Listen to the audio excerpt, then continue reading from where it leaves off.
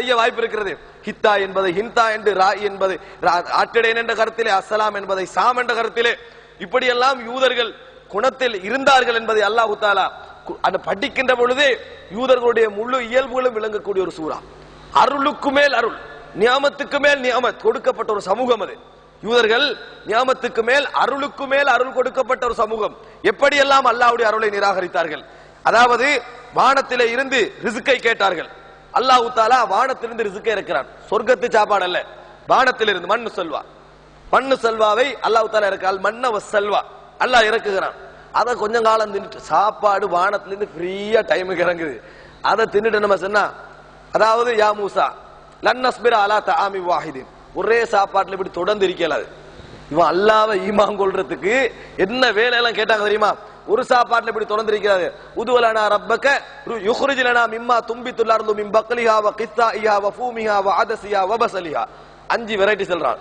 இந்த மாதிரி சாமான் கொஞ்சம் என்னது இந்த ஊர்ல இருந்து வெளியாகினா மிச்சம் நல்லா இருக்க மாட்டேன். எவ்வளவு ஒரு திமிரு பிடித்த சிந்தனை இருக்கும். அல்லாஹ்வை ஈமான் கொள்றதுக்கு அல்லாஹ் இவ்வளவு செய்யணுமா?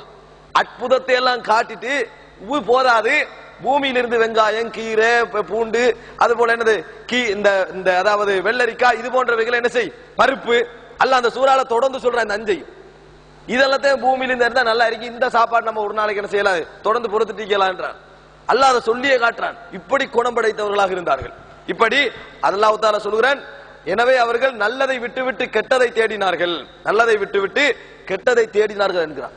அதே போல ரசூல் மூசா அலைஹிஸ்ஸலாம் அற்புதத்துக்கு மேல் அற்புதம் காட்டிய பின்னாலும் என்ன செய்தார்கள் தெரியுமா? யா மூசா, நான் மூசாவே, அதாவது லன்னு மினலக்க ஹத்தா நரல்லாஹ ஜஹரத், உங்களை ஈமான் கொள்ளணும்னா அல்லாஹ் பகிரங்கமா பார்க்கணும். உங்களை ஈமான் கொள்ளணும்னா அல்லாஹ் பகிரங்கமா பார்க்கணும். அப்பதான் நம்ம என்ன செய்வோம், ஈமான் இவ்வளவு கண்ட வரும். அப்ப அல்லாஹ் பகிரங்கமா பார்க்கணும். யூதர்களே, கிறிஸ்தவர்களே, நீங்க பார்த்து கொண்டிருக்கின்ற பொழுது என்ன செய்யுது, உங்களுக்கு பெரிய ஒரு இடியொன்று வந்து என்ன செய்து உங்களை பிடித்து கீழே விழுந்தீர்கள். பின்னர் அல்லாஹ் என்ன செஞ்சான் தெரியுமா? உங்களை எழுப்பினான், மறுபடி எழுப்பினான், மறுபடி உயிர் தந்தான், மறுபடி இந்த அந்த மயக்கத்திலிருந்து தெளிய வைத்தான், வாழ வைத்தான் என்று சொல்றான். கண் முன்னால கடல் புழக்கிறத காண்றான். கண் முன்னால கடல் புழக்கிறத கண்டு ஒவ்வொருவரும் என்ன செய்யறாங்க, அந்த கூட்டத்தால் அங்கல போன உடனேயே அங்க வந்து கொஞ்சம் பேர் வணங்கி கொண்டிருக்கிறத பார்த்து, அது மாதிரி எங்களுக்கும் கொண்டு தாங்க, அது மாதிரி எங்களுக்கும் கடவுள்களை கொண்டு தாருங்கள். அல்லாஹ் தஆலா அந்த சூறாவிலே சொல்லி காட்டுகிறான். இப்படி எல்லாம் அவர்களுக்கு அருள் செய்தோம். இப்ப அல்லாஹ் எவ்வளவு பொறுத்திக்க அந்த சமுதாயத்தோட, இந்த சமுதாயத்தோடு அல்லாஹ் எவ்வளவு பொறுத்து இருக்கிறான் என்பதை பாருங்கள். அதனால் அல்லாஹ் அந்த சூறாவிலே சொல்லி காட்டுகிறான், இவர்களுக்கு எந்த அளவு மார்க்க அறிவை கொடுத்திருந்தேன் என்பதை சொல்லி காட்டுகிறான். யாரு நபிய, இறுதி நபி ஒருவர் வருவார். இந்த இறுதி நபி யார் என்பதை யாரிஃபூனஹு கமா யாரிஃபூன அப்னாஹும், தங்களது பிள்ளைகளை எப்படி தெரியுமோ அதுபோன்று இறுதி நபர் இன்னவர் தான் என்பது அவர்களுக்கு தெரியும். இவர்தான் இறுதி நபி என்பதை அவர்களுக்கு அடையாளம் தெரியும். மக்காவில் இருக்கக்கூடிய, மதீனாவில் இருக்கக்கூடிய, அதாவது காவிர்கள், மக்காவில் இருக்கக்கூடிய காவிர்கள் எல்லாம் யூதர்களோடு ஒரு விதமாக நடந்து கொள்கின்ற பொழுது என்ன சொல்வார்கள் தெரியுமா? எங்களுக்கு ஒரு நபி வருவாரு, அந்த நபியுடைய தலைமையில் நின்று உங்களுக்கு எதிராக யுத்தம் செய்வோம், அந்த நபியுடைய தலைமை நின்று உங்களுக்கு எதிராக யுத்தம் செய்வோம். இவர்கள் எந்த நபியுடைய தலைமையிலிருந்து யுத்தம் செய்வாங்கன்னு சொன்னாங்களோ அந்த நபி அரபி பரம்பரையில வராரு, மக்கா பரம்பரையில, காவிர்களோட பரம்பரையில. இவங்களுக்கு எதிராக பேசினாங்களோ அவங்களோட பரம்பரையில வந்த உடனேயே அல்லாஹ் தஆலா சொல்றான், பொறாமையின் காரணமாக நிராகரிக்கிறார்கள், பொறாமையின் காரணமாக நிராகரிக்கிறார்கள் என்று சொல்லி காட்டுகிறான். ஆக சகோதரர்களே, இந்த சூறாவிலே யூதர்களை நீங்கள் படிக்க வேண்டுமா, கிறிஸ்தவர்களுடைய குண இயல்புகளை படிக்க வேண்டுமா, அத்தனையும் தெளிவாக பேசக்கூடிய ஒரு சூறா தான் சூரத்துல் பக்ரா. அவர்களுடைய என்னென்ன முறைகள் எல்லாம் நடந்தார் நிறைய சொல்ல ஒரு தலைப்பு, யூத நசாராக்கள் ஒரு தலைப்பு, எப்படியெல்லாம் நடந்து கொண்டார்கள் என்பதை பற்றி அல்லாஹ் தஆலா கூடுதலாக பேசக்கூடிய ஒரு சூறா. அதுபோன்று பொருளாதாரத்தை பற்றி அதாவது கிட்டத்தட்ட 4-5 பக்கங்கள் தொடர்ந்து சொல்லுகிறான் அல்லாஹ் தஆலா பொருளாதாரத்தை பற்றி. முதலாவது அல்லாஹ் தஆலா ஆரம்பிக்கிறான் தர்மம். தர்மம் 2 பக்கத்துக்கு தர்மம் செய்வது, தர்மம் செய்வதுடைய சிறப்பு என்ன, தர்மம் செய்வதுடைய சிறப்பு என்ன, தர்மம் செய்தவருக்கு எப்படியெல்லாம் கூலி கிடைக்கும் என்பதை சொல்லிவிட்டு, தர்மம் செய்துவிட்டு சொல்லி காட்டுகின்றவர்கள், நோவினை செய்கின்றவர்கள், தர்மம் செஞ்சுட்டு நோவினை செய்யற மாதிரி நடப்பார்கள், மனசு வேதனைப்படுற மாதிரி இருக்கும், வளமையா சிரிச்சு சலாம் சொல்லுவாரு, அந்த தர்மம் செஞ்சதுல இருந்து அஸ்ஸலாம் போற இவர் அதை ஞாபகம் வச்சுட்டே பாரு, எது அந்த பணத்துக்காக அந்த சலம் அறவாய்ஸ் ஆயிடுச்சுன்னு அவருக்கு விளங்கிடும். அந்த இப்படி நோவினை செய்வதை விட நல்ல வார்த்தை சொல்லி அனுப்புவது மிகவும் சிறந்தது என்று அல்லாஹ் தஆலா சொல்றான். நல்ல வார்த்தை சொல். அந்த சூறாவிலே தர்மம் செய்கின்ற முறை அல்லாஹ் விளங்கப்படுத்துவதை போன்று வேற எந்த சூறாவிலும் விளங்கப்படுத்தவில்லை. அல்லாஹ் தஆலா சொல்கிறான், நீங்கள் விரும்புகின்றவற்றிலிருந்து செலவழியுங்கள். சில தர்மங்களை நீங்கள் செய்கிறீர்கள், அந்த தர்மங்களை உங்களுக்கு தந்தால், கண்ணை பொத்தி தந்தால் வாங்குவீர்களே ஒழிய நீங்கள் செய்ய மாட்டீர்கள். கண்ணை பொத்தின நிலை யாராவது தர்மம் தந்தா அந்த தர்மத்தை வாங்குவீங்க. அது போன்ற தர்மங்களை நீங்கள் மற்றவர்களுக்கு செய்யாதீர்கள். குருட்டுத்தன்மையில தந்தா மட்டும்தான் அந்த தர்மத்தை நீங்க வாங்குவீங்க. அவ்வளவு கேவலமான விஷயங்களை நீங்கள் தர்மமாக செய்கிறீர்கள், அப்படி தர்மம் செய்ய வேண்டாம். அப்படி அல்லாஹ் தஆலா குர்ஆனிலே அந்த தர்மம் செய்கின்ற முறைகளை பற்றி கூடுதலாக அல்லாஹ் தஆலா விளங்கப்படுத்துகின்ற சூரா. தர்மத்தை எல்லாம் அப்படியே சொல்லிவிட்டு வந்துவிட்டு அடுத்து அல்லாஹ் தஆலா என்ன சொல்கிறான் தெரியுமா? இவ்வளவு சொல்லிட்டு வட்டி எடுக்க வேண்டாம். அடுத்த ஒரு பக்கம் என்னது? வட்டி எடுக்க வேண்டாம். வட்டி எடுக்கிறதில் கொடுமை என்ன? வட்டி எடுக்கின்றவன் நாளை மறுமையிலே இந்த உலகத்தில் சைத்தான் தீண்டி பைத்திய நிலையில் இருப்பவன் எழும்புவதை போன்றுதான் நாளை மறுமையில் என்ன செய்வான்? எழும்புவான் என்று சொல்லிவிட்டு, இதுவரைக்கும் வட்டி எடுத்தவர்கள் என்ன செய்ய வேண்டும்? முதலை மட்டும் திருப்பி வாங்கிக் கொள்ளுங்கள், வட்டி என்ன செய்விடுங்கள்? விட்டு விடுங்கள்.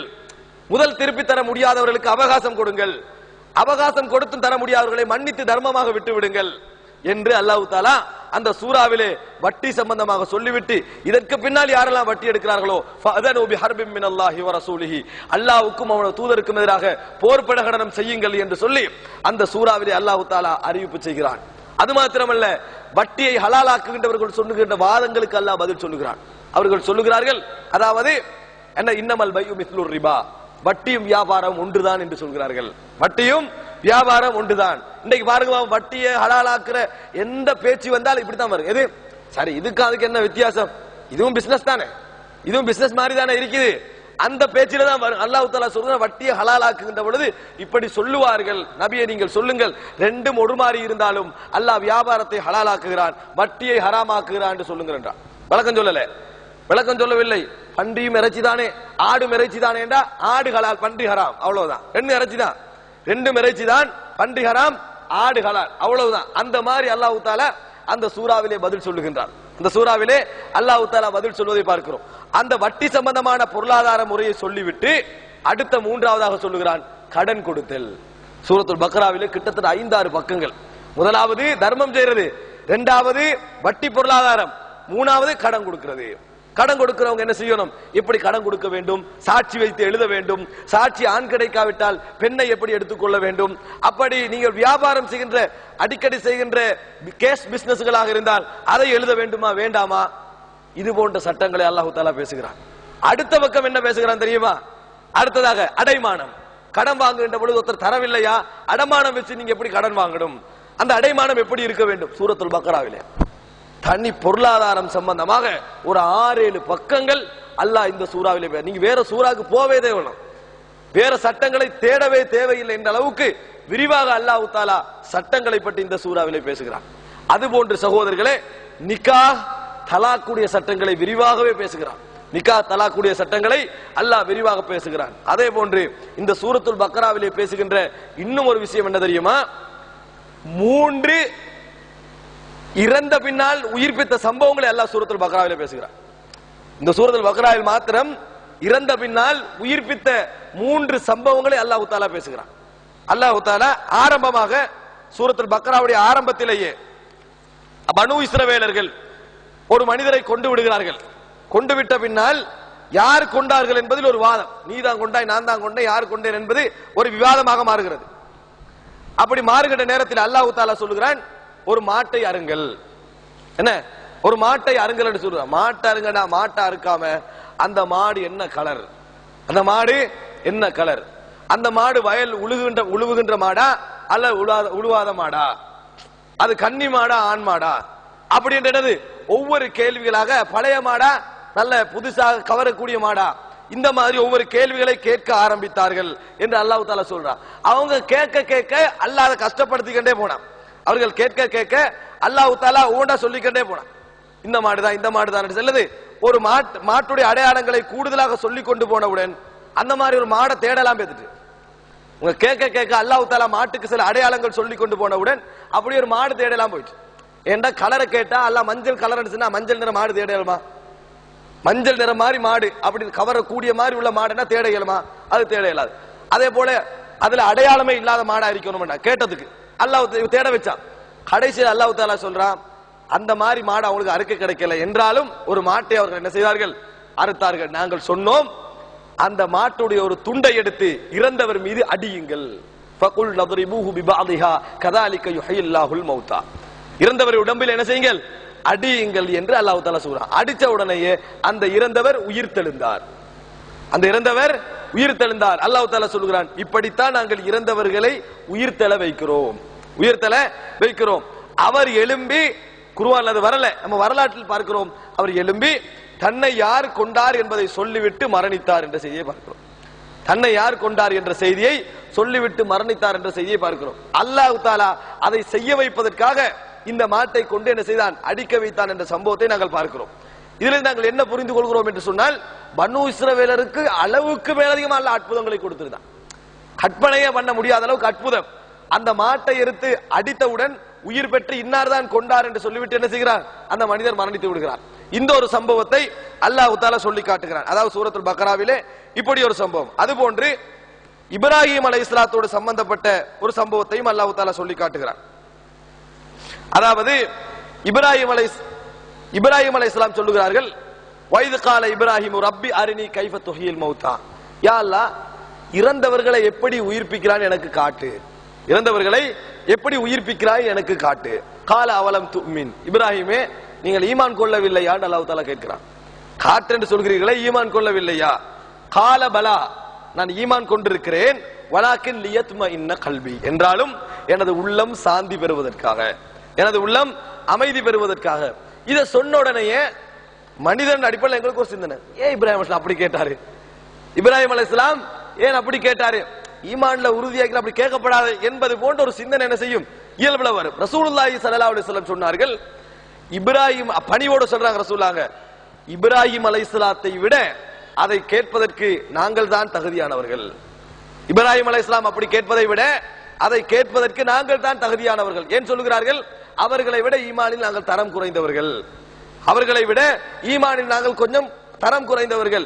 இப்ராஹிம் அலைஹிஸ்ஸலாத்தை விட நஹ்னு அவுலா பிஷ்ஷக்கி மின் இப்ராஹிம், இப்ராஹிமை விட அதை கேட்பதற்கு நாங்கள் தான் தகுதியானவர்கள் என்று சொல்லி ரசூலுல்லாஹி ஸல்லல்லாஹு அலைஹி வஸல்லம் சொல்கிறார்கள். பணிவாக விளங்கப்படுத்துகிறார்கள். இப்ராஹிம் அலைஹிஸ்ஸலாம் உண்மையில் அப்படி கேட்பவர் அல்ல. காரணம், இப்ராஹிம் அலைஹிஸ்ஸலாம் பல அற்புதங்களை கண்டவர், பல அற்புதங்களை கண்டவர். அல்லாஹ் தஆலா தன்னை அவரை கலீலாக அறிவித்தும் இருக்கிறான். சோதனைகள் எல்லாம் வெற்றி பெற்றவர். ஆனால் எனது உள்ளம் சாந்தி பெறுவதற்காக, ஏனென்றால் நம்பிக்கை இருந்தாலும் சில விஷயங்களை காணுகின்ற பொழுது உள்ளம் சாந்தி பெறும், சில விஷயங்களை காணுகின்ற பொழுது உள்ளம் சாந்தி பெறும். இது போன்ற நிறைய விஷயங்களை நாங்கள் பார்க்கிறோம். ஒருவர் எங்களுக்கு துரோகம் செய்கிறார் நினைக்கிறோம், ஆனால் துரோகம் இல்லாமல் தான் அவர் நடக்கிறார், நன்றாக புரிந்து கொள்கிறோம். ஆனால் அவர் துரோகம் இல்லாமல் நடக்கிறார் என்பதற்கு ஒரு ஆதாரமும் கிடைத்தால் உள்ளம் என்ன செய்யும், அட இப்படி ஒரு ஆளை நான் அப்படி நினைச்சேன் என்று நினைக்க தோன்றும். அது மனிதனுடைய இயல்பு. அதுபோன்று இப்ராஹிம் அலைஹிஸ்ஸலாம் சொல்கிறார், லியத்மஇன்ன கல்பி, எனது உள்ளம் அமைதி பெறுவதற்காக. அல்லாஹ் தஆலா சொல்கிறான், கால ஃபகுத் அர்பஅத்தம் மினத் தய்ர், அப்படியா 4 பறவைகளை எடுங்கள். சிலர் இந்த செய்தியை கற்பனை நினைச்சிட்டீங்கன்னா, அதனால நான் சொல்றேன். குர்ஆன் அல்லாஹ் தஆலா சொல்றான், 4 பறவைகளை நீங்கள் எடுங்கள், ஃபசுர்ஹுன்ன இலைக்க, அவைகளை உங்களுக்கு வருகின்றது போன்று நல்லா பழக்குங்க.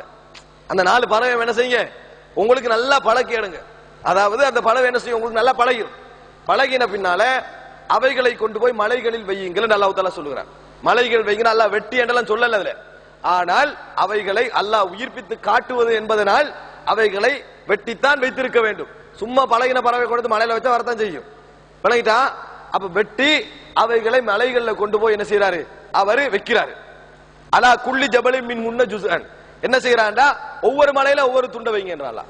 ஜுஸ்அன், துண்டுகளை என்ன செய்யுங்க வைங்க. வெட்டினாடு விளங்கு தானே, துண்டுகள் என்ன செய்யுங்க ஒவ்வொரு மலைகளிலும் வைங்க. வைத்த பின்னால் சும்மா உதுஹுன்ன, பின்னர் அவைகளை நீங்கள் பழக்கிய அமைப்பில் வாண்டு அலையுங்கள், வாண்டு அலையுங்கள். அப்படி அழைத்தால் யதீனக சஅயா, அவைகள் ஓடி உங்கள் பக்கம் வரும் என்கிறார் அல்லாஹ். அப்படி வேகமாக உங்கள் பக்கம் அந்த பறவைகள் வரும். வஅலம் அன்னல்லாஹ அஸீஸுன் ஹகீம், நபியை அறிந்து கொள்ளுங்கள், அல்லாஹ் கண்ணியமானவன், ஞானம் உள்ளவன் என்று அல்லாஹ் தஆலா சொல்கிறான். இப்ராஹிம் அலைஹிஸ்ஸலாத்துக்கு அப்படி செய்யுமாறு அல்லாஹ் தஆலா சொல்லுகிறான். அப்படி செய்யுமாறு அந்த பறவைகள் 4 பறவை எடுங்க, அவைகளை நல்லா பழக்குங்க, வெட்டி ஒவ்வொரு மலைகளிலும் வையுங்கள், பின்னர் உங்கள் பக்கம் அலையுங்கள், அந்த பறவைகள் உங்களுக்கு விரைந்து வரும் என்று அல்லாஹ் தஆலா சொல்கிறான். இப்படித்தான் உயிர்ப்பிக்கிறான் என்பதை அல்லாஹ் தஆலா காட்டுகிறான். இப்படித்தான் உயிர்ப்பிக்கிறான். இது 2வது சம்பவம் 260. இன்னொரு சம்பவத்தை அதற்கு முன்னால் அல்லாஹ் தஆலா சொல்கிறான் 259வது வசனத்திலே. ஒரு மனிதர் என்ன செய்கிறார்? ஒரு இடத்தால போறாரு. ஒரு மனிதன் ஒரு இடத்தால போறார். போய்கொண்டிருக்கின்ற நேரத்தில் உயிர்ப்பிக்கிறது அல்லாஹ் சொல்றான். எப்ப உயிர்ப்பிக்கிறேன்னா எப்படி? போய்கொண்டிருக்கின்ற நேரத்தில் ஒரு கிராமத்தை பார்க்கிறாரு.